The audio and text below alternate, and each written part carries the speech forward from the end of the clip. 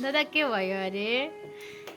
ए बहिनी समय पनि उल्टो छ हौ अहिले त।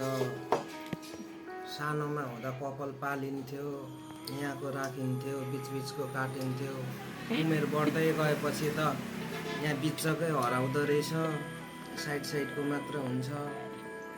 कसैलाई कर्ली चाहिन्छ कपाल, कसैलाई स्ट्रेट, कसैलाई थाई कट, कसैलाई कलर गरेको।